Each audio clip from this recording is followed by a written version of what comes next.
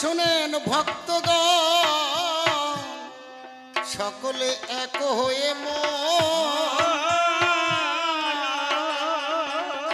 আজ দয়া করে শুনবেন আজ সেই গীতিয়া রামায়ণ। লক্ষণ শক্তিশাল পালা করিব ধৈর্য ধরে শ্রবণ করবেন যত ভক্তগণ। লঙ্কা কাণ্ড এই আসনে হইবে আলোচনা,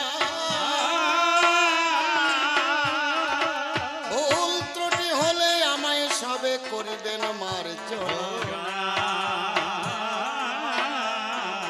কৃত্তিবাস পণ্ডিতের অমৃত লহরী ধৈর্য ধরে শ্রবণ করুন, আমরা পালা শুরু করি।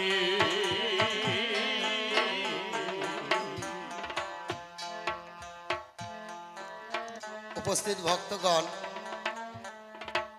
এবং কর্তৃপক্ষের সম্মতিক্রমে আজকে আলোচনা হবে লক্ষণ শক্তিশাল পালা, সুন্দর পালা। তবে পালা লক্ষণ শক্তিশাল অনেকেই শুনেছেন। এই পালার বিষয়বস্তু অনেকেই জানেন, কিন্তু লক্ষণ শক্তিশালে কেন পড়েছিল, কেন লঙ্কায় রাম রাবণের যুদ্ধ হয়েছিল, কারণ কিন্তু অনেকে খুঁজে থাকে না।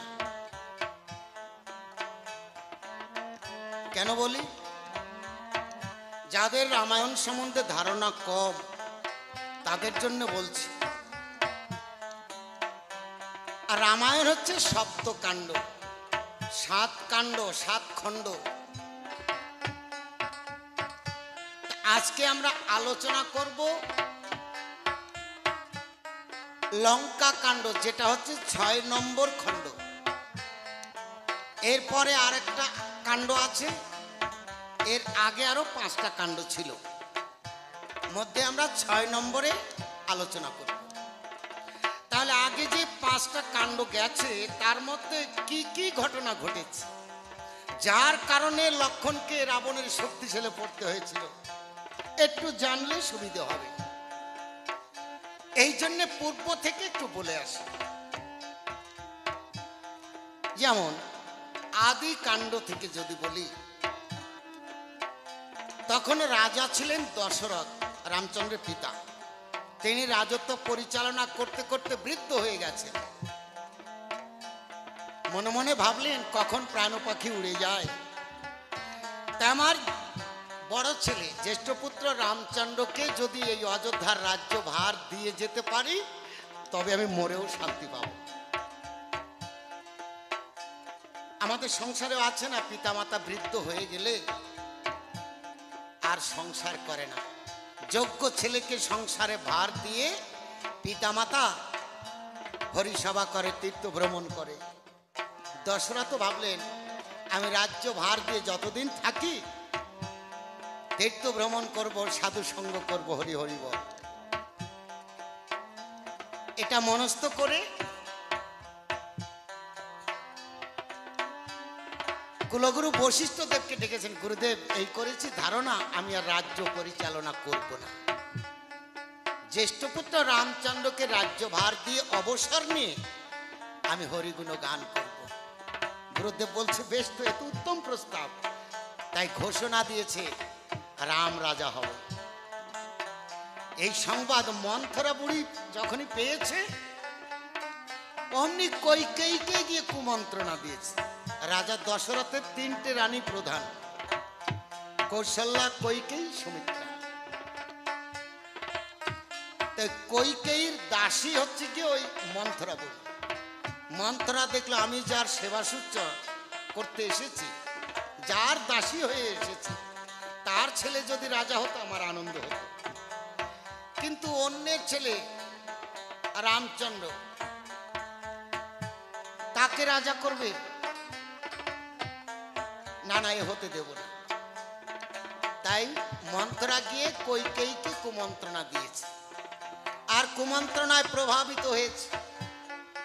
কইকেয়ী বলছে আমার ছেলে ভরতকে রাজা করতে হবে, আর রামচন্দ্রকে 14 বৎসরের জন্য বনবাসে দিতে হবে। কেননা রাজাকে আমি 2 বার প্রাণে বাঁচিয়েছি। একবার স্বর্গে যুদ্ধ করতে গিয়েছিল সম্বাসুরকে বধ করবার জন্য, সেই যুদ্ধ করতে করতে অঙ্গে কাটাকাটি হয়েছে, অনেক ক্ষতবিক্ষত হয়েছে, ওই কইকেই সেবা সহ্য করেছে। আবার একবার হাতে বিষ ফোড়া হয়েছে, কত ওঝা বৈদ্য এসে বলেছে আর সারবে না, রাজা এই ফোড়ার কারণে মারা যাবে। কিন্তু সেই ফোড়া লালাযুক্ত অস্ত্র দিয়ে, মানে মুখের মধ্যে নিয়ে লালাযুক্ত ওম পেয়েছে, তারপরে ফোড়া ফেটে গেছে, পুজ রক্ত বেরিয়ে গেছে। কোন রানী সেবা করতে চায়নি, এই কইকেই সেবা করেছে। তখন সন্তুষ্ট হয়ে রাজা দশরথ বলেছিল তোমাকে 2টো বর দেবো, বলো কি বর চাও। আজকে সেই বর আদায় করো, একবারে রামচন্দ্রকে বনবাস, আর একবারে আমার ছেলেকে রাজা। তাই যখন এই সংবাদ নিয়ে এসেছে যে রামচন্দ্রকে রাজা করব, কইকেয়ী তোমার কি মত আছে? রাজা দশরথ যখন কইকেয়ীর কাছে গিয়েছে, কইকেয়ী বলছে তা হবে না, আমার ছেলে ভরতকে রাজা করতে হবে, রামচন্দ্রকে 14 বৎসরের জন্য বনবাসে দিতে হবে। আর রাজা দশরথ তিনি সত্যের পূজারী ছিলেন, যাহা সত্য করতেন, অঙ্গীকার করতেন, পালন করতেন। কেঁদে কেঁদে বললেন কইকেয়ী, যে রামচন্দ্রকে কত মুনি ঋষিগণ যুগ যুগ ধরে পাওয়ার জন্য করে আরাধন, তাকে তুমি হেলায় হারিয়ে ফেলবে, রামচন্দ্রকে তুমি বনবাসে দেবে। কিন্তু কথা দিয়েছে, তাই রামচন্দ্র পিতার আদেশে 14 বৎসরের জন্য গিয়েছিলেন বনবাসে। সঙ্গে লক্ষ্মণ এবং সীতাও তারা সমদুখী হয়ে বনবাসে গিয়েছিলেন। তাই 14 বৎসরের যখন জন্য করছে বন ভ্রমণ, বন ভ্রমণ করতে করতে করতে করতে গেছে পঞ্চবটী বন। ওই পঞ্চবটী বনে গিয়ে যখন বসবাস করছে, ওই পঞ্চবটী বনে রাবণের বোন শূর্পণখা সে করছিল আবার শিব পূজার পুষ্প চয়ন, ফুল তুলছিল। হঠাৎ করে ওই রাম লক্ষ্মণকে করে দর্শন, তার বিবাহ করতে মন হয়েছে উচাটন। তাই শূর্পণখা অমনি গিয়ে করেছে প্রেম নিবেদন। যখনই প্রেম নিবেদন করেছে শূর্পণখা, লক্ষ্মণ রেগে গিয়ে শূর্পণখার নাসা নাক কান কেটে দিয়েছে। ওই নাক কান কাটা অবস্থায় শূর্পণখা পঞ্চবটী বন থেকে লঙ্কায় চলে যায়। এই যারা দণ্ডকারণ্য গেছেন জানেন, পঞ্চবটী বনে অনেক রাক্ষস বন, নাকি এই দেশ স্বাধীন, একটুখানি বলিনি, দেশ স্বাধীন হওয়ার জন্য পরে নাকি ওই দেশ থেকে যারা এই দেশে এসেছিল, ভারত সরকারের দণ্ড বনে অনেকে পাঠাচ্ছিল, ভয়ে যায়নি, আছে না? ওই বনটা এত বড় ভয়ঙ্কর বন ছিল। সেই পঞ্চবটী বন থেকে নাক কান কাটা অবস্থায় শূর্পণখা লঙ্কায় চলে যায়। দাদা রাবণকে নালিশ জানায়। রাবণ দেখলো আমার একমাত্র বোন শূর্পণখা তার নাক কান করেছে ছেদন, এর প্রতিশোধ আমি নেব, আমি করব রামের পত্নী ওই সীতা হরণ। তাই লঙ্কা থেকে পঞ্চবটী বনে এসে ছদ্মবেশ করে ধারণ, রাবণ করলো সীতা হরণ। তাই সীতাকে হারা হয়ে রাম লক্ষ্মণ 2 জন খুঁজে বেড়াচ্ছে এ বন হতে ও বন। অবশেষে জটায়ুর কাছে সংবাদ পেয়েছে রাবণ করেছে সীতাহরণ।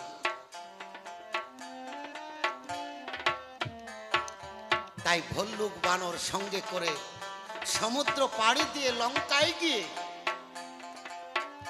রামচন্দ্র বাঁধিয়েছে ভীষণ রণ রাবণের সঙ্গে। কেন? ওই সীতাকে উদ্ধার করবার জন্য। এই যুদ্ধের কারণ হচ্ছে সীতাকে উদ্ধার করা। কিন্তু সেই যুদ্ধ যখন বেঁধেছে, অনেক বড় বড় বীরগণ, রাবণের পুত্রগণ রামের সঙ্গে যুদ্ধ করে করে তারা অকালে হারালো জীবন। তাই এবার আর একটা বীর পুত্র আছে রাবণের, যার নাম ইন্দ্রজিৎ। এই ইন্দ্রজিৎ মেঘের আড়াল থেকে যুদ্ধ করতে পারত নিকুম্ভিলা যজ্ঞ করে। একবার দেবরাজ ইন্দ্রের সঙ্গে যুদ্ধ করতে গিয়ে দেবরাজ ইন্দ্র পালিয়ে গিয়েছিল। তার যুদ্ধে জয়ী হয়েছিল বলে, যুদ্ধে জিতেছিল বলে ইন্দ্রকে যে জয় করেছে তার নাম হয়েছে ইন্দ্রজিৎ। মূলত নাম হচ্ছে মেঘনাথ, মেঘের আড়াল থেকে যুদ্ধ করত। এই ইন্দ্রজিৎকে এবার সাজিয়ে যুদ্ধের জন্য রাবণ পাঠিয়ে দিয়ে সভা ডেকেছে। ঠিক এইরকম সভা ডেকে সবাই সকলে বসে আছে। সভা মাঝে রাবণ সিংহাসনে বসে ডেকে ডেকে বলছে, শোনো শোনো আমার যত আছো পাত্র মিত্রগণ,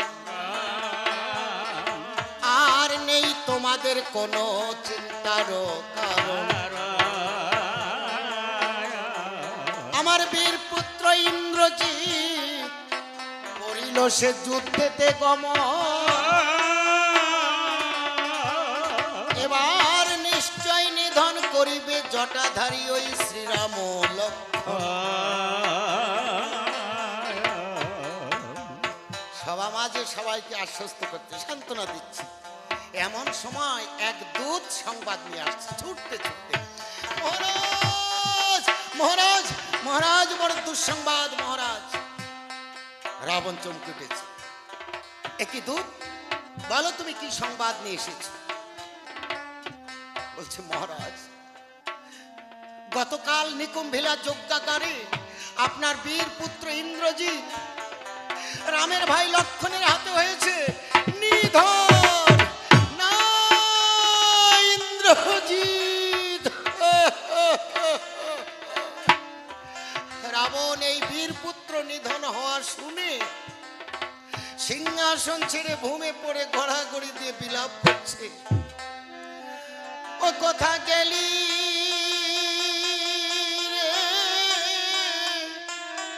ইন্দ্র,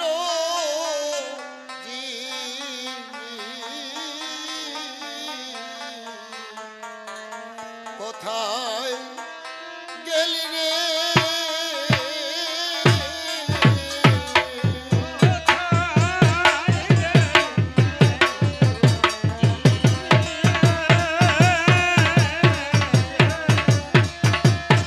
লঙ্কার যত ঐশ্বর্য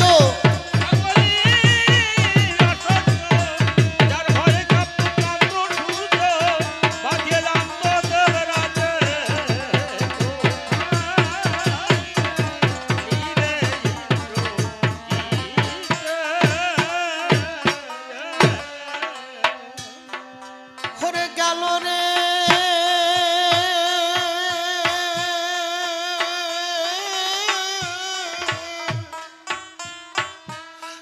পুত্র আমায় হরে গেলি রে ছাড়িয়া।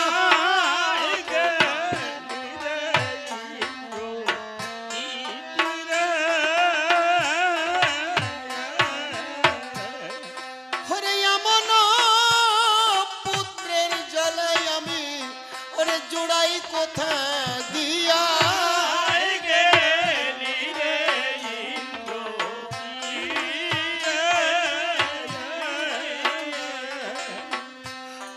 আমায় বাবা বলে ডাক দিবে ওরে এমন কেহ নাই।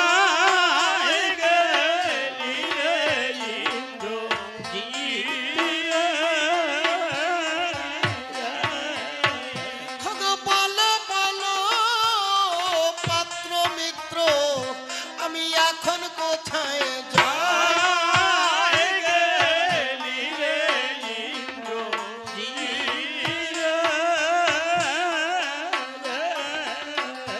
আজ এই দশমুণ্ড কুড়ি লোচন গড়া করি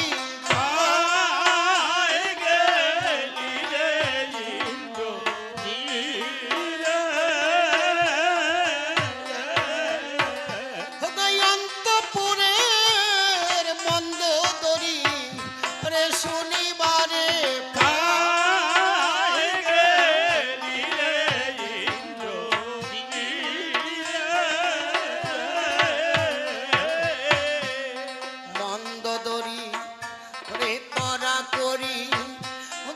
আসিল সভা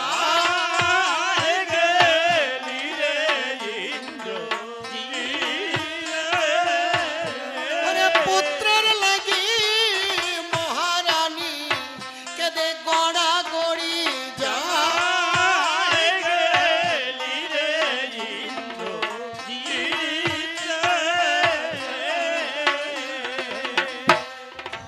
মাকে ছেড়ে গেলি বাপরে আরে কেমন তা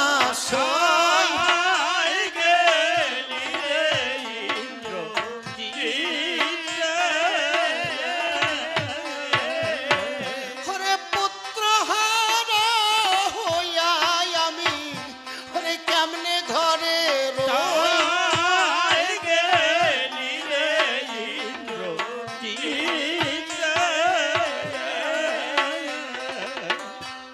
রাবণ যেমন কাঁদছে শুনতে পেয়ে অন্তপুর হতে রানী মন্দোদরী এসেও রাবণের পাশে গড়াগড়ি দিয়ে কাঁদছে আমি পুত্রহারা হয়ে কেমন করে সংসারে থাকবো বলো মহারাজ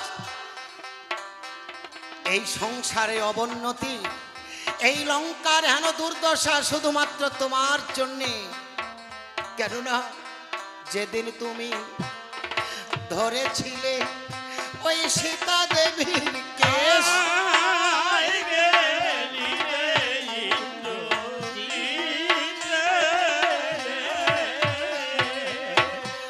সেদিন হতে পাল্টে গেছে গো স্বর্ণ লঙ্কার বেশ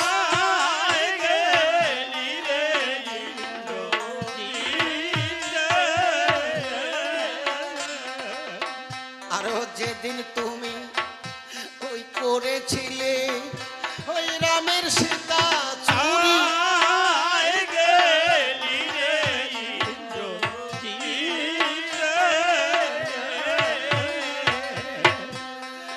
সেদিন হতে পুড়ে পুড়ে ছাই হলো স্বর্ণ লঙ্কা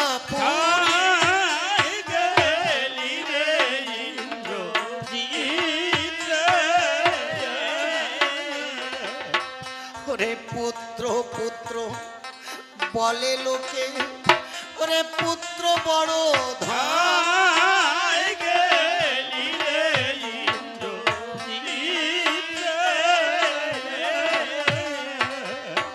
ওরে বংশের পুত্র মরে গেলে ওরে বৃথায় জীবন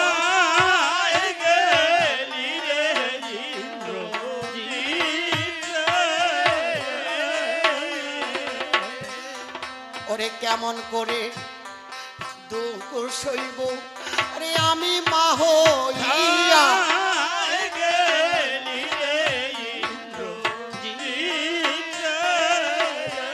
ওই চাঁদ বদনে আর ডাকবে না মা বলে বলিয়া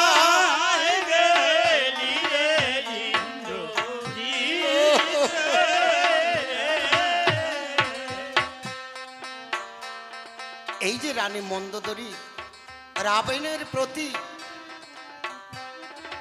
বিলাপ করছে মহারাজ তোমার জন্য হেন দুর্দশা লঙ্কার হেন পরিণতি রামকে সীতাকে তুমি চেনো না মন্দোদরী কথা কি গুরু শিষ্যর কথা যেমন হয়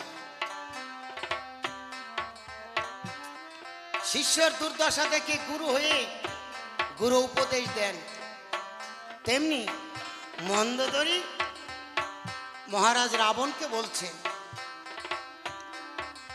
মহারাজ, যেদিন তুমি সীতা দেবীর কেশে ধরে টান দিয়েছ, সেদিন হতে তোমার স্বর্ণলঙ্কা দেহলঙ্কা খানা পরিবর্তন হতে শুরু করেছে। আর যেদিন তুমি সেই সীতা দেবীকে হরণ করে এনেছো, তোমার লঙ্কা এনে রেখেছো, তোমার স্বর্ণলঙ্কা সেদিন হতে পুড়ে পুড়ে ছাই হয়েছে, শ্মশানে পরিণত হয়েছে। মহাজন বলছে, যা আছে ব্রহ্মাণ্ডে তা আছে দেহভণ্ডে।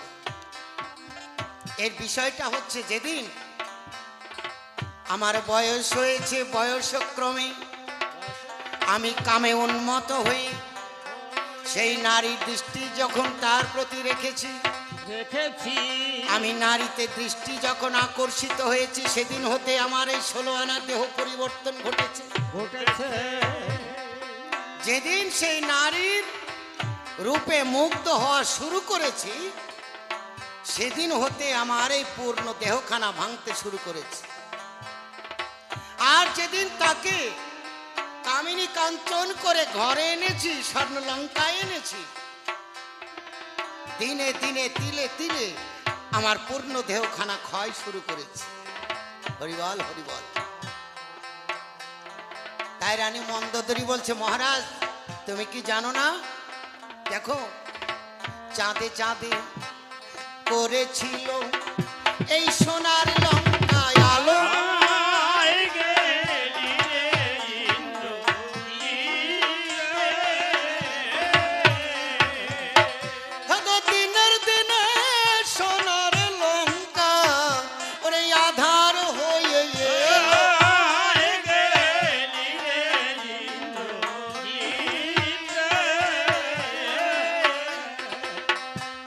দিনের দিনে সোনার লঙ্কা আধার হয়ে যাচ্ছে।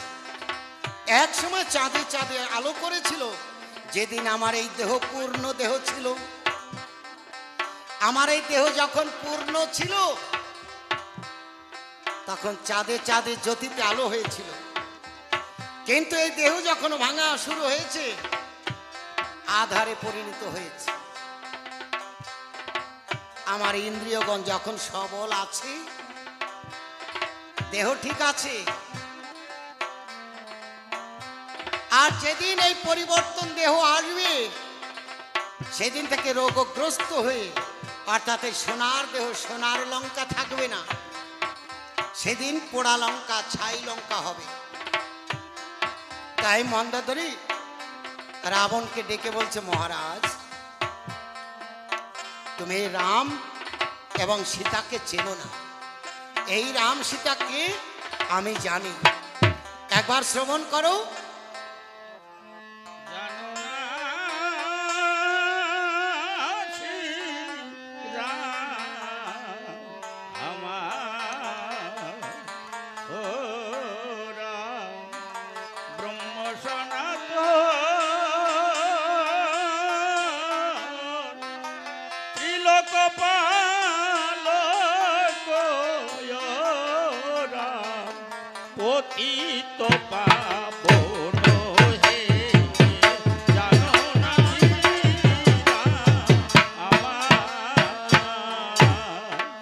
মহারাজ, ও যে রাম তো মানুষ নয় গো, ওই গোলকের হরি হে, জানো না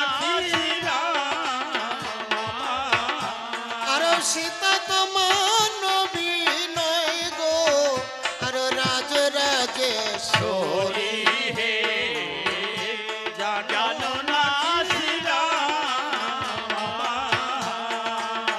রাম নামের কীর্তন করে ওই শিব মেঘে খায়,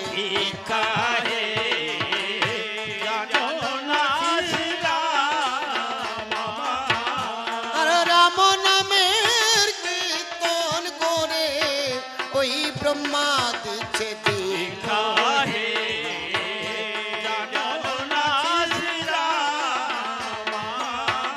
ও যে রামের পদ স্পর্শ পেয়ে পাষাণ মানবী হলো হে জানো না শ্রীরাম আর রাম নামের কীর্তন করে ওই শিব মেঘে খায় ভিক্ষা হে জানো না শ্রীরাম আর রাম নামে ওই গুণে দেখো সাগরে ভাসে লীলা হে জানো না শ্রীরাম ওগো এই না মুখে কি বলিব ওই রাম নামের লীলা হে জানো না শ্রীরাম মন্দোদরী যখন রাম গুণগান করেছে, রাবণ বলছে মন্দোদরী তুমি তো বোঝালে বেশ সুন্দরী, তবে রাম সীতাকে তুমি জানো আমিও জানি। আমি এতদিন ভেবেছি লঙ্কায় এই রাক্ষস বংশ মধ্যে কেউ রাম গুণগান গাইতে জানে না, তাই তো বুঝি আমার মনের খবর কোন রাক্ষস জানতে চায় না। মন্দোদরী আজকে যখন তুমি রাম গুণগান করেছো বুঝতে পেরেছি আমার রাম ভক্ত প্রিয় তুমি আছো, তাই তো তুমি আমার সহধর্মিণী হয়েছো। আজকে তোমার কাছে আমার মনের কথাগুলো বলি। জানো সত্যযুগে জয় বিজয় রূপে আমরা দু ভাই ছিলাম, প্রভু নারায়ণের দ্বার রক্ষা করতাম। প্রভু নারায়ণ তার সঙ্গে দেখা করতে এসেছে দুর্বাসা মুনি, কিন্তু আমরা দ্বার ছাড়িনি বলে মুনি আমাদের অভিশাপ দিয়েছে, মর্তে রাক্ষস কুলে দৈত্য কুলে জন্ম নিতে হবে। দু ভাই চরণ ধরে মিনতি করে বললাম, প্রভু আমরা মুক্তি হব কেমন করে? বললেন যদি মরতে গিয়ে তোমরা শত্রু ভাবে থাকো 3 জন্মে উদ্ধার হবে, মিত্র ভাবে থাকলে আমার ভক্ত হলে 7 জন্মে উদ্ধার হবে। দু ভাই কেঁদে কেঁদে বললাম, মানব জন্ম নিয়ে পূর্বের কথা ভুলে যায়। যেদিন এই জগতে এসেছি সপ্তম মাসের কালে মাতৃ জঠরে অন্ধকার কারাগারে থেকে ডেকে ডেকে বলেছি, প্রভু আমাকে মাতৃ জঠর হতে অন্ধকার কারাগার থেকে মুক্ত করে দাও, আমি আলোর দেশে গিয়ে তোমার নাম গুণগান করব। কিন্তু এই দেশে এসে মায়ার কুহুকে বয়ে মুখে মধু ঠেকিয়েছে, ওই মধুর লোভে ঘুরে বেড়াই, সেই হরিনাম মুখে আর কিন্তু নাই। তাই তখন বলেছিলাম, হে প্রভু মানব জন্ম নিয়েই ভুলে যায় পূর্বের কথা, তাহলে মায়া জগতে গেলে মায়ার কুহকে পড়ে তোমায় ভুলে যাব, তোমার চরণ আমরা কেমন করে পাবো?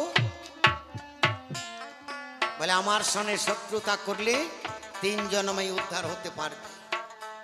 তাই বিলম্ব না করে প্রথমে জন্ম নিয়েছি দানব কুলে, হিরণ্যাক্ষ হয়েছে,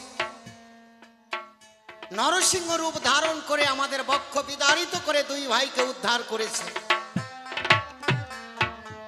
পুনরায় প্রভু নারায়ণ আমাদের শিশুপাল আর দন্তবক্ষ করে জন্ম দিয়েছে।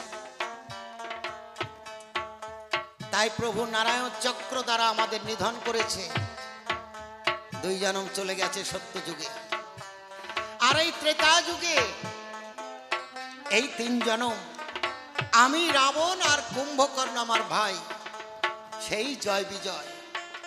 কুম্ভকর্ণ ইতিপূর্বে রামের বাণে নিধন হয়ে গোলকে গেছে, আর মন্দোদরী এই রাক্ষস কুলে এখনো আমি আছি। আমি এবার আমার উদ্ধারের পথ খুঁজে নেব, আর আমি থাকতে আমার রাক্ষস কুলে আমি কাউকে রেখে যেতে চাই না। সকলেই জানে রামের সঙ্গে যুদ্ধ করে পুত্র মারা গেছে বলে রাবণ কাঁদে। কিন্তু আমার মনের খবর তো কেউ জানে না। আমি কাঁদি কেন জানো?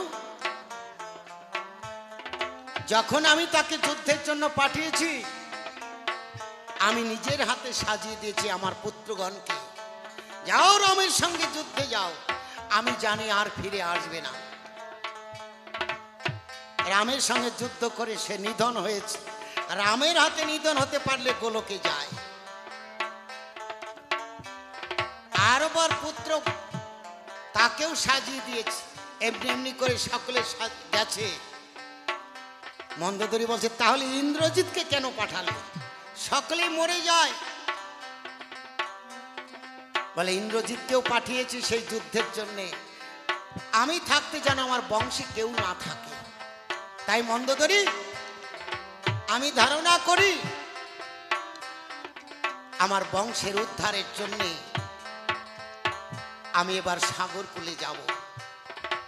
একবার যদি তার দেখা পাই, প্রভু ডেকে বলবো, প্রভু গো, এই রাক্ষস কুল যে আমার আর ভালো লাগে না, আর কতদিন এই মায়ার সংসারে থাকবো।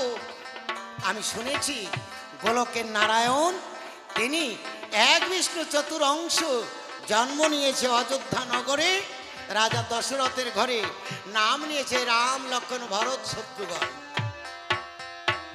তাই আমি যদি একবার তার দেখা পাই, কি করব জানো মন্দোদরী? আমার নয়ন জলে চরণ ধোয়া,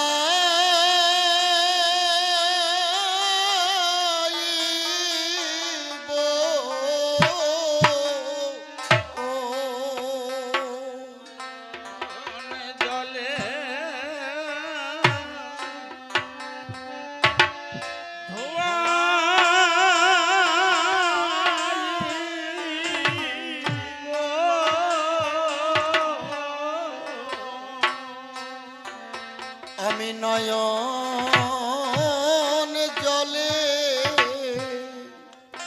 চরণ ধোয়া,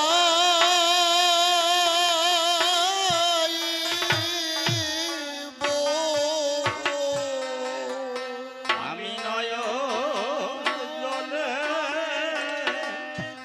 চরণ ধোয়াইব।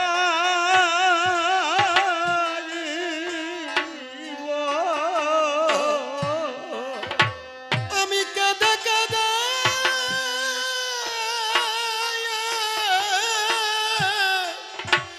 বুক ভাসায়ে,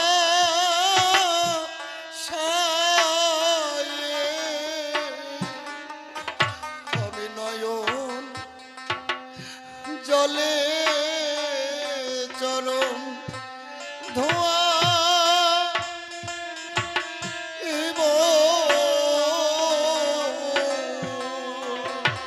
আমি কেঁদে কেঁদে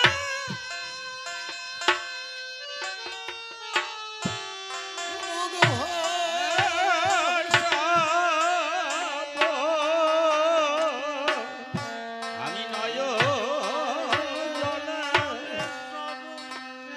ধোয়াইব।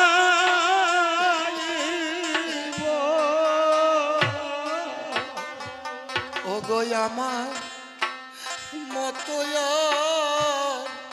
পাপি নাই রে, আমার মতো পাপী নাই রে। শুধু এ জন্মে নয়,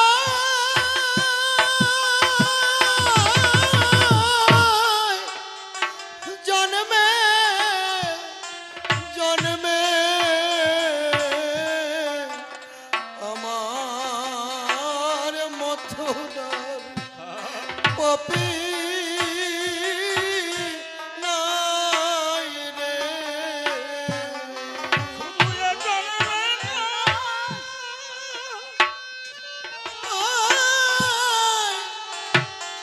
জন্মে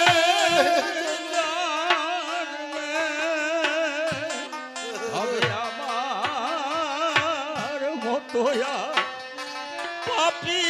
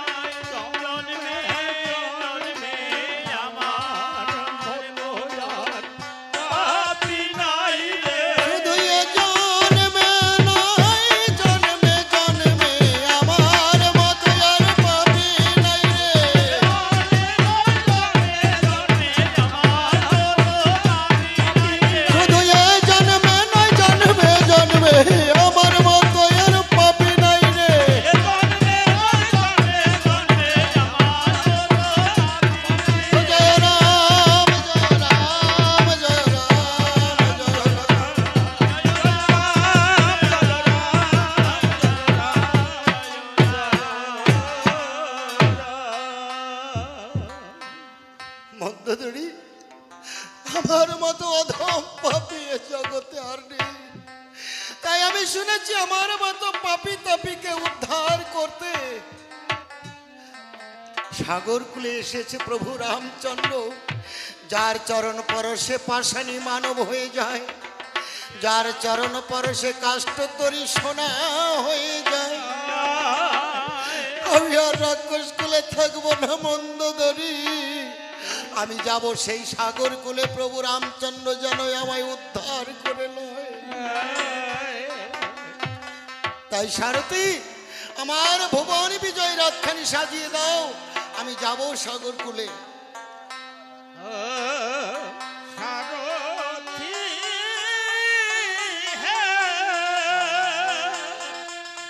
ভুবন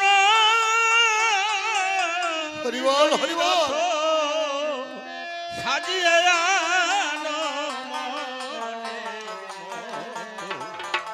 রথ দেখিতে সুন্দর সারথি ভুবন জয় রথ সাজিয়ে আনো দেখিতে সুন্দর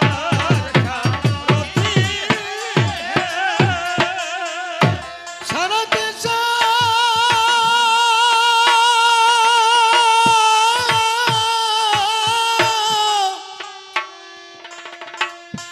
সারথি বলে রাজা ডাকে ঘনে ঘন। সারথি এবার তোরা করে রথ সারথি ওগো করো রে সাজন। সারথি ওরে একে তো সারথি তাতে কত মায়া ধরে, সারথি ওরে রথ খানা নীল সারথি ওই সোনার সরোবরে। সারথি ওরে সোনার ঘাট সোনার পাট ওরে সোনার পুষ্করিণী। সারথি ওরে সোনার জলে ভেসে চলে ওই সোনার তরুণী। সারথি সোনার জলে সোনার রথ খানা আনিল ধোঁয়াই। সারথি ওরে নেতের অঞ্চল দিয়া রথ ওরে দিল রে মুখ। ছায়া সারথি ওরে তুলি ধরে আঁকিছে সারথি ওরে টিয়া ময়না টুনি। সারথি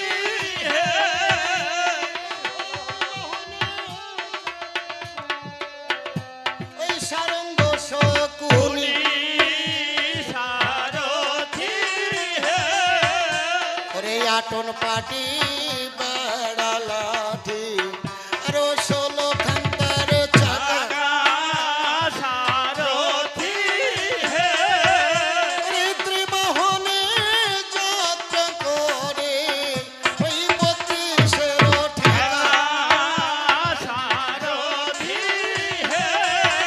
ওরে রত সঙ্গে জুড়ে দিল ওই পর্বতীয় ঘোড়া। সারথি ঘোড়ার মুখে শোভেছে মিলন পাটের ধরা। সারথি ওরে ঘোড়ার কপালে দিল ওরে নির্মল সিঁদুর। সারথি লোমে লোমে বেঁধে দিল ওই সোনার ঘুঙুর। সারথি ওরে সোনার ঘুঙুর দিল ওরে ঘোড়ার চারি পা। সারথি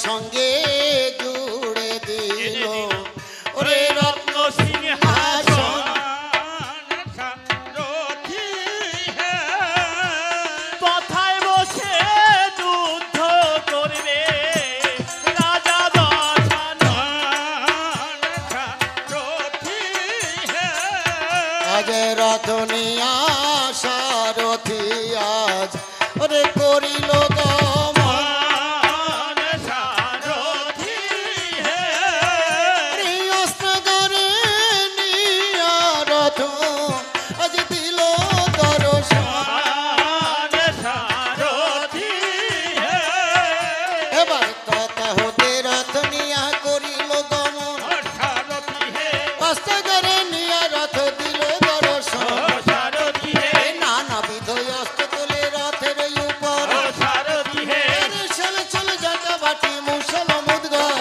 সারথি হে সাজো সাজো সাজো